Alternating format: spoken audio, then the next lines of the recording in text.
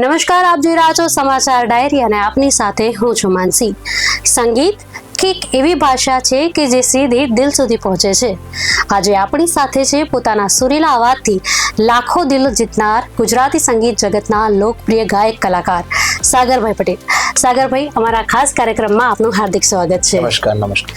તો સાગરભાઈ, સૌથી પહેલા મને જણાવો કે આજે સાગરભાઈ જો ગાયક ના હોત તો શું હોત?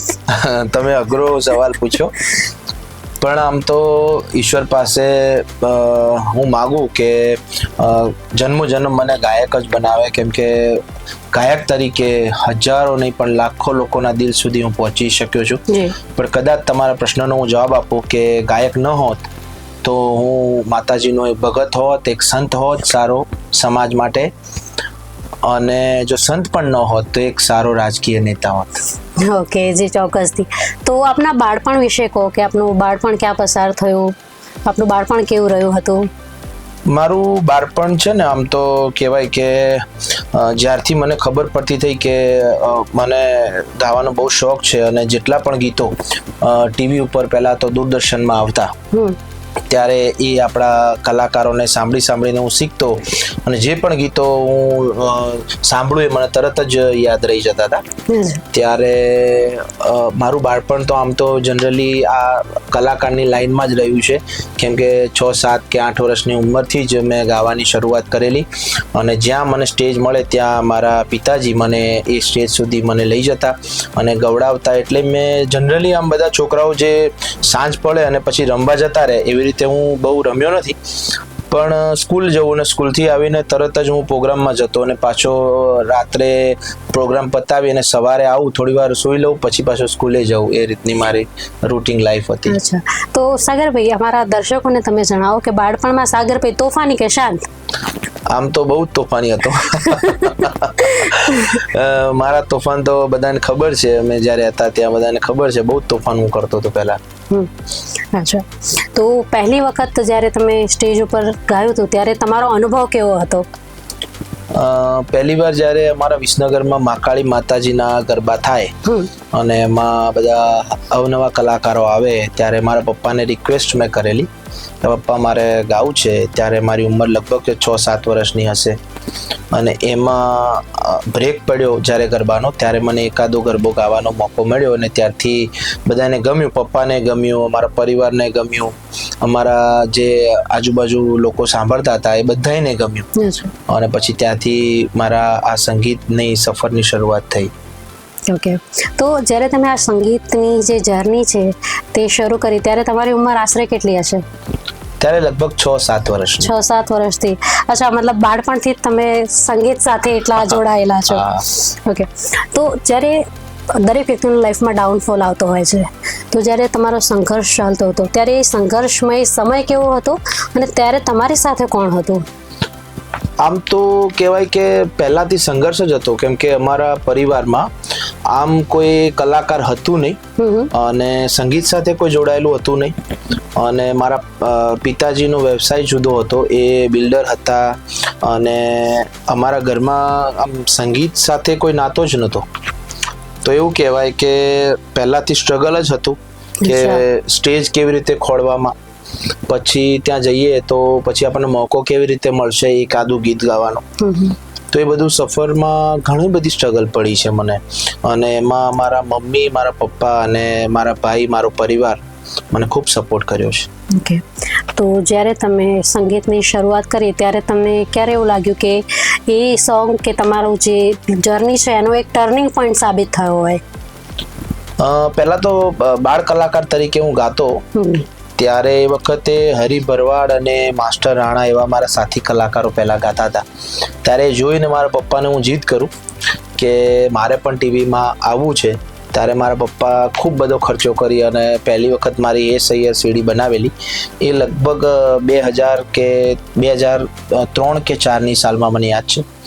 ત્યારે સીડી બનાવેલી, એ વખતે કેસેટ પણ બનાવેલી, પેલી જૂની કેસેટ આવતી, અને એ રીતે મારા સંગીતની સફળતાની શરૂઆત થઈ હતી. પણ એ સફળતા ન કહેવાય, પણ એમ કહેવાય કે એક દીકરાને મનાવવા માટે એનો બાપ શું કરી શકે, તો મારી જીદ પૂરી કરવા માટે એમને એ સીડી બનાવેલી, અને એ મારા જીવનની યાદગાર સીડી છે. કેમ કે એ વખત તો ચાલી નહોતી, કેમ કે મારું નામ નહોતું, એટલે સ્વાભાવિક છે ન જ ચાલે. જે કલાકારોનું નામ હોય એની સીડી અને એના કેસેટો પબ્લિક લેતી હોય, એ વખતે મને કોઈ ઓળખતું નહોતું, એટલે મારી એ સીડીને એ કોઈએ વધાવી નહીં, કોઈએ લીધી નહીં. પણ અત્યારે હાલ મારા જીવનની એ બહુ યાદગાર ક્ષણ છે અને એ સીડી છે. મેમોરેબલ મુમેન્ટ યસ કહી શકાય 100%. તો આપણે આગળ જો વાત કરીએ કે 2015માં જ્યારે પાટીદાર આંદોલન થયું હતું, ત્યારે તમારું એક સોંગ જે સૌથી વધારે ફેમસ થયું હતું, પાટીદારનો પડકાર. તો આ ગીતની જે વાક્ય રચનાઓ છે કઈ રીતે સૂજી, કે એની પાછળની જે સ્ટોરી છે તે શું છે? એમાં હું તમને કહું તો જ્યારે 2011 કે 12 આવ્યું, ત્યારે સ્વાભાવિક રીતે હું બહુ જ સ્ટ્રગલ કરી રહ્યો હતો. ત્યારે જો કે સોશિયલ મીડિયાની નવી શરૂઆત હતી, યુટ્યુબ પણ નવું આવ્યું. ત્યારે મારા ભાઈએ અને અમે બધાએ વિચાર કર્યો કે એક આપણા સરદાર સાહેબનું ગીત બનાવીએ. ત્યારે અમે પહેલું જે ગીત સરદાર મારા પાઘડીવાળા, અત્યારે હાલ પણ મારી ચેનલ ખૂબ ગ્રોથ કર્યો છે અત્યારે તો, પણ એમાં સૌથી પહેલું એ સોંગ અમે રિલીઝ કરેલું અને પછી પબ્લિકે વધાવેલું. ત્યારે અમને ખબર પડી કે પાટીદાર સમાજનું આવા બધા ગીતો હું જ્યારે ગઈશ ત્યારે 100% પબ્લિકને ગમવાના છે. આમ તો 2008ની સાલમાં મેં એક ગીત ગાયેલો, પટેલ ભાઈ અમેરિકા જાય ડોલર કમાય, ઉમિયામાના ગરબા ગાતા જાય. પણ એ સમયમાં સોશિયલ મીડિયા એટલું બધું હતું નહીં, એટલે અમુક વિસ્તાર પૂરતું એ સીમિત રહેતું હોય. પણ પછી અમે વિચાર કર્યો કે 2012ની સાલમાં કે અમે ઉમા ખોડલ ભાગ બનાવીએ, 1, 2, 3 એવી અમે સિરીઝ કરીશું. ત્યારે અમે પહેલી સીડી અમે બનાવેલી. ત્યારે એના પહેલા પણ મારા પપ્પાએ ખૂબ બધી 2-3 સીડીઓ અગાઉ બનાવેલી, પણ એ બધી ટોટલ ફ્લોપ ગયેલી. તો પછી મારા મમ્મી, મારા પરિવારને બધા કહે કે હવે સીડી રવા દે, કે સીડી નથી બનાવી, બરોબર. પણ મને એમ થયું કે ના, હવે આ છે ને, મેં પરિવારમાં પણ બધાને કીધું કે આ સીડી આપણે બનાવીએ, અને જો આ નહીં ચાલે તો પછી આપણે આગળ હું કોશિશ નહીં કરું એમ, બરોબર. પણ આ સીડી તો એટલી બધી ચાલી ગઈ યુટ્યુબ પર કે બધાના હૃદયમાં એકદમ આમ બધાને ખૂબ ગમ્યું મારો અવાજ, એમાં આવેલા બધા ગીતો બધાને ખૂબ ગમ્યા. પછી એના પછી અમે તરત જ બીજી સાલ પાટીદારનો પડકાર અમે રજૂ કર્યો, અને એ પણ ખૂબ બધાને ગમ્યો, લોકમુખે ચર્ચાયું હતું જે ગીત. અને જોગાનું જોગ એવું થયું કે એ સમય દરમિયાન જ પાટીદાર આંદોલન આવ્યું હતું. એટલે એમ કહેવાય કે મારી સફળતાની સીડીમાં આમ કહેવાય કે થોડુંક વધારે ફાસ્ટ મને, કારણ કે સમગ્ર પાટીદાર સમાજ સાગરભાઈ પટેલને પોતાના પાટીદારનો અવાજ કહી રહ્યા હતા એ વખતે. જો કે મારો એવો વિચાર હતો નહીં કે આવા આંદોલનમાં મારા ગીતો વાગે કે આ તે. હા, આંદોલન ઓફકોર્સ અમારા સમાજનું હતું, આપણા માટે હતું, આપણા હક માટે હતું, એમાં બિલકુલ મારું સમર્થન હતું. પણ કહેવાનો મતલબ કે મારા ગીતોથી આક્રોશ થાય અથવા તો એવું કંઈ થાય એ બધું મારો કોઈ વિચાર હતો નહીં. પણ ગીતો તો એટલા માટે બનાવ્યા હતા કે પાટીદાર સમાજ જાગે, પાટીદાર સમાજના છોકરાઓને ખબર પડે કે આપણા બાપ દાદાઓએ કેટલી મહેનત કરી છે, માટીમાંથી સોનું પક્યું છે, અથવા તો એક કણ નાખી અને 1000 કણ પેદા કર્યા છે, એ આપણી શક્તિ છે. તો એ બધા જ શબ્દોને મેં મારા ગીતોમાં વર્ણવ્યા હતા. અને માં ઉમિયાની દયાથી, માં સતીની દયાથી, માં ખોડલની દયાથી મારા એ ટાઇટલો ખૂબ બધા હિટ થયા, ને હવે તો જેટલા મૂકું છું બધા હિટ જ થાય છે. એ મારા લાઈફનો ટર્નિંગ પોઈન્ટ હતો એમ. તો આ જે આંદોલન હતું એ વખતે એવી કોઈ ઘટના કે એવો કોઈ કિસ્સો હોય કે જે તમે ક્યારે જાહેરમાં શેર ના કર્યો હોય, એવો તમે શેર કરો?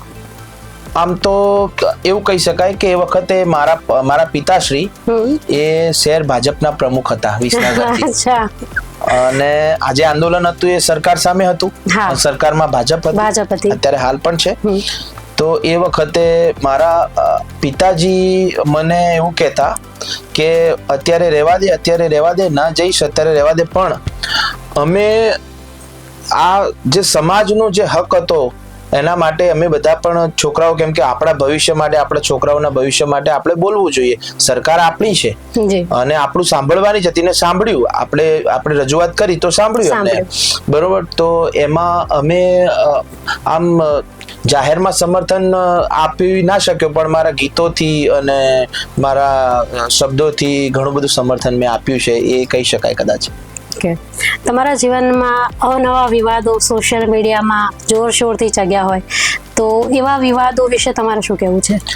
જો કે આપણે જાહેર જીવનમાં રહેતા હોય એટલે વિવાદ તો આવતા જતા હોય, અને કોઈ પણ જાહેર જગ્યા ઉપર જઈએ ત્યારે આપણે એવું ન માની લેવાય કે આ બધી જ પબ્લિક આપણને ગમાડતી હશે, કેમ કે ભગવાન રામને પણ બધાય નહોતા ગમાડ્યા. જો ગમાડ્યા હોત તો એમને 12 વર્ષ વનવાસ ના થયો હોત અને એમને તકલીફો જીવનમાં ના પડી હોત. એટલે આપણે તો કઈ છીએ જ નહીં એમની આગળ. એટલે બધા જેટલા આપણને સાંભળવા આવ્યા છે અથવા તો આપણને જોઈ રહ્યા છે, સોશિયલ મીડિયા પર જોઈ રહ્યા છે, બધા જ આપણા ચાહક વર્ગ હોય એવું ક્યારે પણ ન માની લેવું જોઈએ, અને સ્વાભાવિક રીતે હું તો એવું માનતો જ નથી.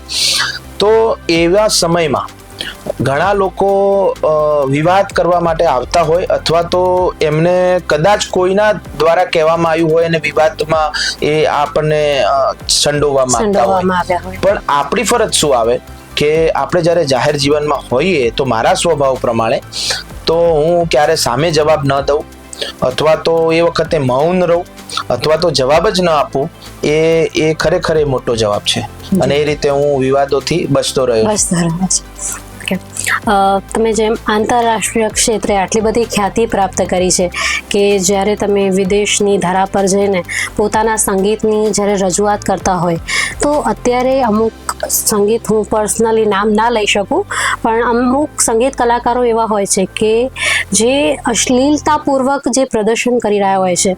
ભારતીય સંસ્કૃતિમાં તો એને સરસ્વતી દેવી કહેવામાં આવે છે, સંગીતની પૂજા કરવામાં આવે છે આપણાથી. તો જ્યારે આ સંગીતના નામે અશ્લીલતાનું પ્રદર્શન થઈ રહ્યું હોય ત્યારે તેના વિશે તમે શું કહેશો? જો કે સલાહ દેવી એ મારો સ્વભાવ નથી, પણ બેન તમે પૂછ્યું એટલે કહું કે સરસ્વતીનું સ્ટેજ એ માતાજીનું મંદિર છે, અને ત્યાં આગળ જે ગરબો કહેવાય, ગરબો એક કહેવાય ને કે બ્રહ્માંડ છે, અને જેમ સૂર્યની આજુબાજુ બધા ગ્રહ આજુબાજુ ભ્રમણ કરે છે, એ જ રીતે ગરબો એ બ્રહ્માંડ છે. અને એ પ્રસ્તુત કરવા માટે જ્યારે માં ભગવતીએ અમને નક્કી કર્યા હોય અથવા તો અમને ચૂઝ કર્યા હોય કે તમે જઈ અને આ વસ્તુ પ્રેઝન્ટ કરો, ને એ પણ ભારત વર્ષ ઉપર નહીં પણ દેશ અને પરદેશમાં, વિદેશી ધરા પર જઈને તમારે પ્રેઝન્ટ કરવાનું, ત્યારે હું એવું કહું છું કે આપણને જ્યારે આવડી મોટી જવાબદારી આપવામાં આવે છે, ગુજરાત વતી આપવામાં આવે છે, તો આપણે ત્યાં જઈને હલકું સંગીત ન પ્રેઝન્ટ કરવું જોઈએ.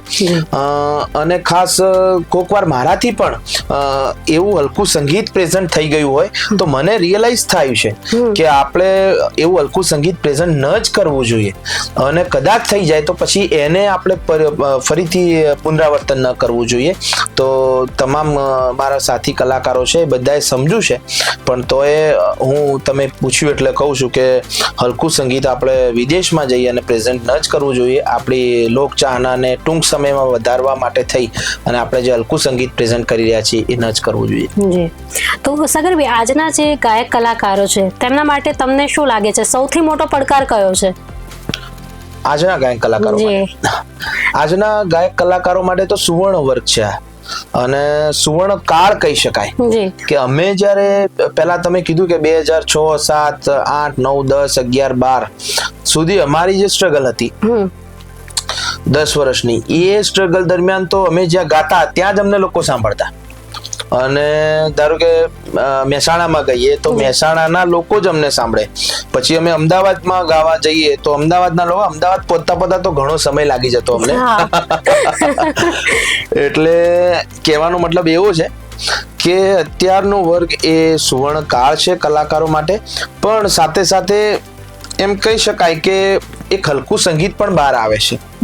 એમાં સારું તો આવે છે, એ તો બહુ કહેવાય કે આમ વધાવા વાળી વાત છે કે સારા કલાકારોને તરત જ પ્લેટફોર્મ મળી જાય છે. પછી એમાં એક બીજું પણ પ્રોબ્લેમ એવો થાય કે તરત જ પ્લેટફોર્મ મળવાના કારણે એમને અનુભવમાં થોડી ખામી રહેતી હોય છે 100%. કે જે કલાકાર ઘડાયેલો હોય, જે વર્ષોથી એક સ્ટેજ ઉપર એક ગરબા માટે ઘડાયેલો હોય અથવા તો અનુભવી કલાકાર હોય, એને ખબર હોય કે ભાઈ અહીંયા જઈને શું પ્રેઝન્ટ કરવું જોઈએ, અહીંયા શું ન કરવું જોઈએ, એ બધી એને ખબર હોય. પણ તરત જ તમને જ્યારે પ્લેટફોર્મ મળતું હોય છે ત્યારે તમે એ થોડી ઉણપ રહી જતી, જલ્દી મળેલી સફળતા પચાવી ના શકતા હોય, અને અનુભવ પણ ઓછો રહી જાય. કેમ કે જ્યારે કોઈ મહેસાણાનો કલાકાર હોય કાઠિયાવાડમાં જાય તો એને ખાલી સોશિયલ મીડિયા ઉપર નક્કી કરીને તમને ત્યાં બોલાવે તો કાઠિયાવાડમાં શું સંગીત ચાલે છે અથવા તો સૌરાષ્ટ્રનું કેવું મ્યુઝિક છે એનો અનુભવ ન હોય અને તમે પછી અહીંયા મહેસાણાનું મ્યુઝિક ત્યાં પ્રેઝન્ટ કરો તો 1-2 ગરબા અથવા તો 4-5 ગરબા સુધી બરોબર છે, પછી તો એમને એ રસ જોશે જ એમનો. એટલે એ પણ આવડવું જોઈએ, એના માટે અનુભવ જરૂરી છે.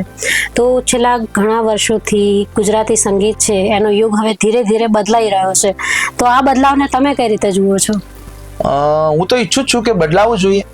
આપણી ગુજરાતની ગરિમા, આપણું સંગીત, એને એક કહેવાય કે એક એનું માન અને મોભો જળવાય એ રીતે બદલાવવું જોઈએ. અને અત્યારના જે ઝેન્ઝી લોકો આયા છે એમને પણ ગમે એવું સંગીત બનાવવું પડશે તો જ આપણે આપણું ગુજરાતનું સંગીત બચાવી શકીશું. ને મારા સાથી કલાકારો ને અમે બધા ખૂબ એમાં મહેનત કરીએ છીએ કે અત્યારના યુગને, અત્યારના જે છોકરાઓ નવા જનરેશન આવે છે એમને અમે એવું સંગીત આપી શકીએ, એમને એવું ન લાગે કે આ તો બધું જૂનું જ છે. એને નવી રીતે રિપ્રેઝેન્ટ કરીએ છીએ અથવા તો નવું મહેનત કરી અને નવા ગીતો બનાવવાનો પ્રયત્ન 100% કરીએ છીએ. જી. તો સાગરભાઈ, તમારા આદર્શ કોણ? મારા આદર્શ આમ ગુજરાતી સંગીતમાં કહીએ તો મારા આદર્શ છે એક પ્રફુલભાઈ દવે, હેમંતભાઈ ચૌહાણ. આ બંને મને ખૂબ સાંભળવા ગમે એમ. અચ્છા. તો તમારો કોઈ એવો સ્ટેજ શો હોય દેશમાં, આપણા ભારતમાં કે વિદેશમાં તમે કર્યો હોય કે જે કહેવાય ને કે સૌથી યાદગાર ક્ષણ રહી હોય, કે તમે આમ કહેવાય ને તમારા રૂવાડા ઊભી થઈ જાય એવી કોઈ ક્ષણ તમને યાદ હોય ખરી? આમ તો માતાજીના આશીર્વાદથી, માં સતી ઉમિયાના આશીર્વાદથી મને ઘણા બધા પ્લેટફોર્મ વિદેશમાં મળ્યા છે. આમ તો ખરેખર ખૂબ મારું ભાગ્ય કહેવાય કે એક વિસનગરની નાની ધરા ઉપરથી આવતો કલાકાર અને એને ઓસ્ટ્રેલિયાના મેલબર્ન, સિડની અને ઘણા બધા એવા સિટીઓ છે ઓસ્ટ્રેલિયાના, એમાં મને પરફોર્મ કરવાનો મોકો મળ્યો. મેલબર્ન, સિડની, ગ્રિફિથ છે, પછી બ્રિસ્બેન છે, પછી એડિલેડ છે, પછી પર્થ છે. એટલે ટોટલી જેટલા સિટીમાં વધારે પબ્લિક છે બધે મેં પ્રેઝન્ટ કર્યું છે ઘણી બધી વખત. પછી અમેરિકામાં મને Atlanta, Chicago, New Jersey, New York, Chicago, Boston, Houston, મને અમુક તો યાદ પણ નહીં હોય, ફ્લોરિડા, એ બધી જગ્યાએ મેં ખૂબ બધું સંગીત પ્રેઝન્ટ કર્યું છે. પણ આ બધામાં મને એક ખૂબ જ યાદગાર ક્ષણ છે કે હમણાં લાસ્ટ યર મારો પ્રોગ્રામ ટોરેન્ટોમાં હતો, કેનેડાના ટોરેન્ટોમાં. ત્યારે આમ સ્વાભાવિક છે કે અમારા પ્રોગ્રામમાં લગભગ 7-8 હજાર પબ્લિક રહેતી હોય, એ નોર્મલ છે. બધા કલાકારો ત્યાં જાય, આપણા અમારા સાથી કલાકારો, એમાં 7-8 હજાર અથવા તો 5-6 હજાર પબ્લિક રહેતી હોય છે. પણ આ જોગાનું જોગ એવું બન્યું કે ટોરેન્ટોમાં મારો પ્રોગ્રામ હતો અને આઉટડોર પ્રોગ્રામ હતો, અને હું જ્યારે સ્ટેજ ઉપર ગયો ત્યારે મારી સામે 75,000 લોકો ગરબા રમવા માટે આવેલા. તો મને જોઈને ખરેખર મારા રૂવાડા ઊંચા થઈ ગયા અને મને એમ થયું કે ખરેખર આમાં ભગવતી સતી ઉમિયાના આશીર્વાદ હોય, એમ કહેવાય કે વડવાઓના આશીર્વાદ હોય, કોઈક શક્તિના આશીર્વાદ હોય તો જ આ શક્ય બને, આ પ્લેટફોર્મ મળે અને આટલા બધા 75,000 ખેલૈયાઓ એ મારા ગરબાને જોવા, સાંભળવા અને ગાવા માટે આવે. એટલે મારા લાઈફનો એક ખૂબ જ કહેવાય ને કે યાદગાર ક્ષણ કહી શકાય એને. તો આપણા ગુજરાતી કલાકારો જ્યારે આંતરરાષ્ટ્રીય મંચ ઉપર પોતાનું સંગીત રજૂ કરતા હોય છે ત્યારે ત્યાંના લોકો છે તેમનો પ્રતિસાદ કેવો હોય છે, તમને કેવું લાગે છે?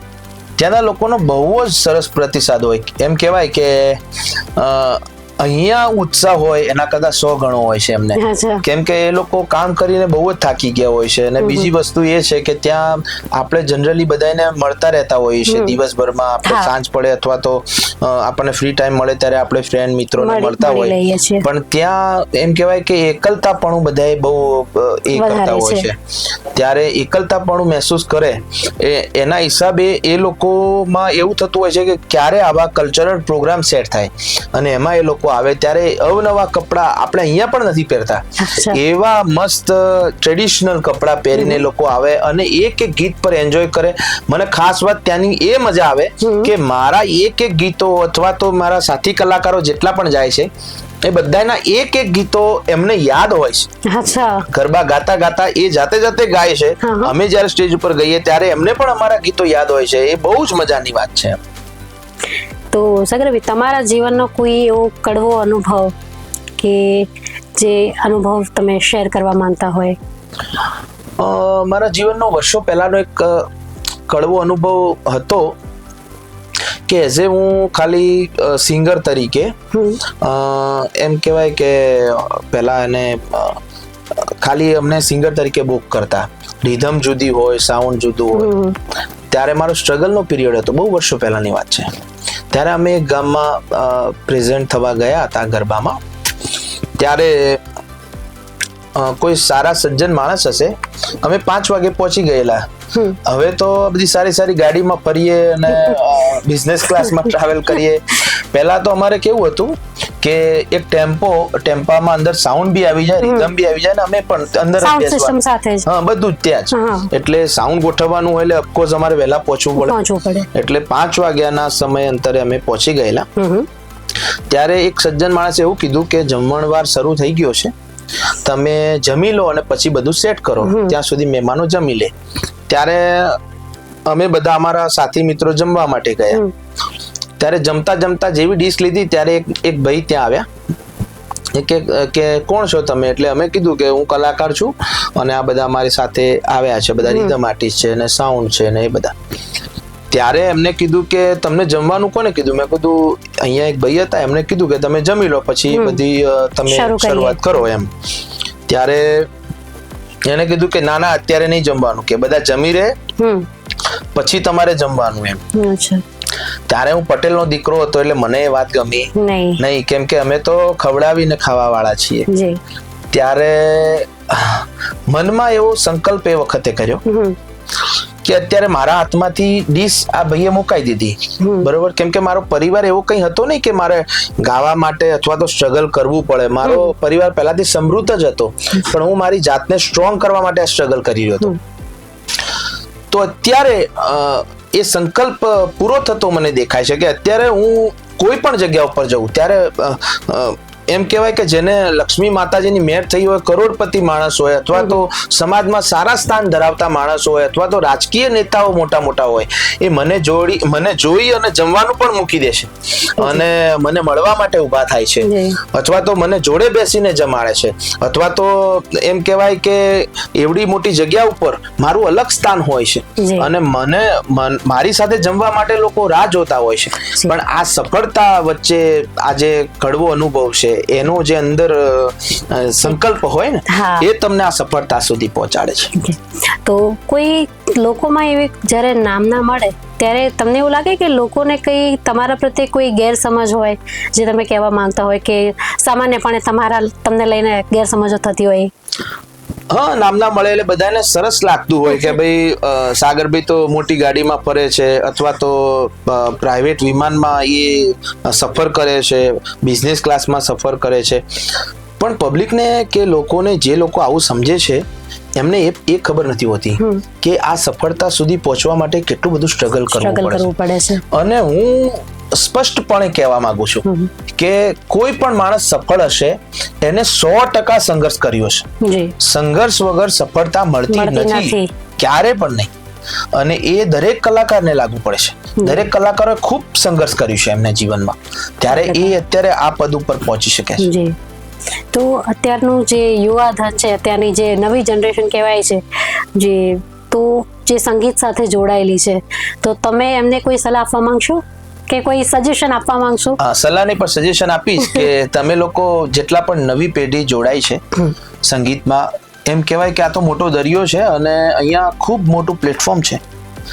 તમારો અવાજ એક ગામડાથી લઈ અને વિદેશ સુધી પહોંચાડવાનું પ્લેટફોર્મ છે અને એના માટે અત્યારે ઇન્સ્ટાગ્રામ, યુટ્યુબ અને અવનવા સોશિયલ મીડિયાઓ મળ્યા છે આપણને. ઘણા પ્લેટફોર્મ મળી રહ્યા છે. ઘણા પ્લેટફોર્મ મળ્યા છે, પણ એ તમે શોર્ટકટ ક્યારે ના અપનાવતા. તમારી સફળતા મેળવવા માટે થઈ અને શોર્ટકટ ક્યારે જીવનમાં ન અપનાવતા. તમે સંઘર્ષ કર્યા જ કરજો. એક સમય કુદરતે તમારા માટે નક્કી કરીને રાખ્યો હશે. એ સમય તમારા જીવનમાં આવશે અને આવશે. પછી એ તમે 20 વર્ષે સફળ થવાના હોય અથવા તો 30 વર્ષે થવાના હોય અથવા તો તમે 50 કે 60 વર્ષે પણ સફળ થવાના હોય, પણ તમે શોર્ટકટ ક્યારે ના અપનાવતા. અચ્છા, તો સાગરભાઈ, તમારા જીવનની કોઈ એવી વાત કે જે તમે ક્યારે પબ્લિકલી શેર ના કરી હોય? આમ તો કલાકારની એવી વાતો હોય છે કે અમે બધા સ્ટેજ ઉપર અથવા તો તમારી જોડે બેઠા છીએ તો હસતા જ હોઈએ, પણ અમારા અંદર રહેલું દુઃખ ક્યારે પબ્લિકને અમે શેર કરતા નથી હોતા. એનું કારણ છે કે મારા દાદા ઓફ થઈ ગયા અને એ જ્યારે ઓફ થયા ત્યારે બીજા દિવસે મારો પ્રોગ્રામ હતો અને સ્વાભાવિક છે કે મારા દાદા પ્રત્યેની લાગણી મને ખૂબ જ છે. તો દાદાને ઓફ થઈ એક જ દિવસ હજુ તો થયો હતો અને બીજા દિવસે મારે ગાવા જવાનું હતું. મારે રંગીન કપડાં પહેરીને ગાવાનું હતું અને સ્ટેજ ઉપર હસતા હસતા ગાવાનું હતું. તો જે અંદરનો સાગર છે, જેને દાદા પ્રત્યેની લાગણી છે, એને પછી એમ કહેવું પડે કે તું ભાઈ હવે છે ને 3-4 કલાક સ્ટેજના નીચે ઊભો રહે. તો અમે એ લાગણીઓને નીચે મૂકીને આવતા હોઈએ છીએ અને પબ્લિક સામે હસીને પ્રેઝન્ટ થતા હોય છે. અથવા તો અમારા શરીરમાં દુખાવો હોય, અમે 4-5 કે 7-8 પ્રોગ્રામો અમે રેગ્યુલરલી કરીએ 5-6 કલાકના, ત્યારે સ્વાભાવિક છે અમારા પગ પણ દુખતા હોય, અમારું શરીર પણ દુખતું હોય. તો એ દુખાવાને અમે સાઈડમાં મૂકતા હોઈએ છીએ અને પબ્લિકને રાજી કરવા માટે થઈ અને તમને મજા આવે ત્યાં સુધી અમે નાચતા કૂદતા હોઈએ છીએ. એટલે આ વાતો છે પબ્લિકને ખબર ન હોય, પણ એ અમારા જે કલાકાર મિત્રો છે એમને જ ખબર હોય. જી, તો હવે આપણે એક રેપિડ ફાયર રાઉન્ડ શરૂ કરીએ. 100%. કે કઈ વસ્તુ તમને ગમે છે? ગરબા કે ભજન? ગરબા. ચા કે કોફી? ચા. સ્ટેજ કે સ્ટુડિયો? સ્ટેજ. ગુજરાત કે વિદેશ? પહેલું ગુજરાત પછી વિદેશ. લાઈવ શો ગમે કે રેકોર્ડિંગ? મને બંને ગમે. અરિજીત સિંહ કે કિશોર કુમાર? અરિજીત સિંહ. મોબાઈલ કે શાંતિ? બંને. એક શબ્દમાં પરિવાર? અમ્મા. એક શબ્દમાં સફળતા? સંઘર્ષ. એક શબ્દમાં સંગીત? સતી ઉમિયા. તો સાગરભાઈ, હવે તમારા અવાજમાં અમારા દર્શકો માટે એક સંગીત થઈ જાય? 100% ભગવાનને લગતું એક લોકગીત છે, એ પ્રેઝન્ટ કરું આપને ગમે લે. એ મથુરામાં ખેલ ખેલી આવ્યા, હો કાન ક્યાં રમી આવ્યા. મથુરામાં ખેલ ખેલી આવ્યા, હો કાન ક્યાં રમી આવ્યા. માથાનો મુગટ ક્યાં મૂકી આવ્યા, માથાનો મુગટ ક્યાં મૂકી આવ્યા. કોની તે સાડી ચોરી લાવ્યા, હો કાન ક્યાં રમી આવ્યા. મથુરામાં ખેલ ખેલી આવ્યા, હો કાન ક્યાં રમી આવ્યા. ખૂબ સરસ, સુંદર રીતે તમે રજૂ કર્યું છે. તો અમારા કાર્યક્રમમાં આપ અમારી સાથે જોડાયા, તમારા જીવનને લગતી વાતો અમારી સાથે શેર કરી, તેમના માટે આપનો ખૂબ ખૂબ આભાર. ખૂબ ખૂબ આભાર બેન. Thank you.